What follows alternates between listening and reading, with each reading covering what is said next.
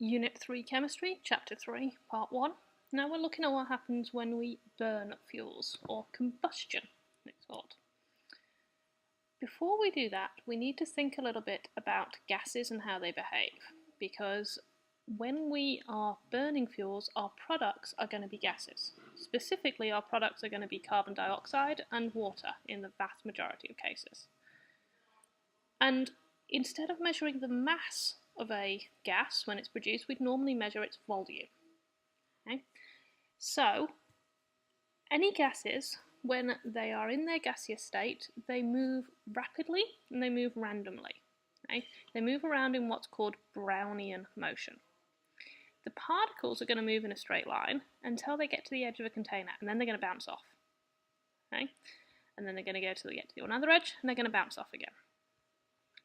They don't, like a tennis ball would, lose energy when they bang into each other. They conserve their kinetic energy.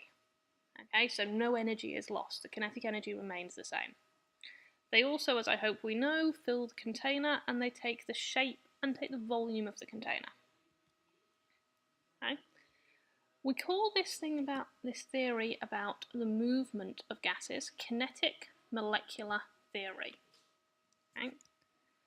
So we say that a gas is got a small volume of particles and a lot of empty space between them. So the volume that the gas occupies is much, much smaller than the volume of the gas itself, which is why if you put a gas into a syringe that's sealed, you can squeeze that syringe and you can reduce that volume because you can squash the particles together, removing the empty space. And it is empty space, it's not air. Air is a gas, air contains gas particles. Between those gas particles, there is nothing. They move rapidly in a random straight line motion. So they won't do this. They'll go straight until they bang into something, but what straight line they take varies. They bang into each other, and they bang into the container walls, and as we said, the kinetic energy remains the same. The intermolecular forces are very, very weak. So there might be occasional bits of attraction, dispersion forces, hydrogen bonds, dipole-dipole, with the same way of working out which one you're going to get, looking at the polarity as you would normally get. But those forces are very weak because the particles are very spaced out. If we increase the temperature, then we're increasing the kinetic energy. So those particles are going to move faster.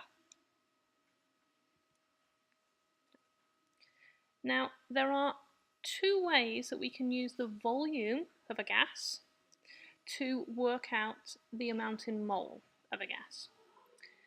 The first is that we can use the molar volumes. Now, the molar volume works for two set conditions, one which is called STP and one which is called SLC. Okay? And those conditions are in your data books. STP stands for standard temperature and pressure, which means it's 1 atmosphere or 101.13 kilopascals, 101.3 kilopascals, and 0 degrees Celsius or 273 degrees Kelvin.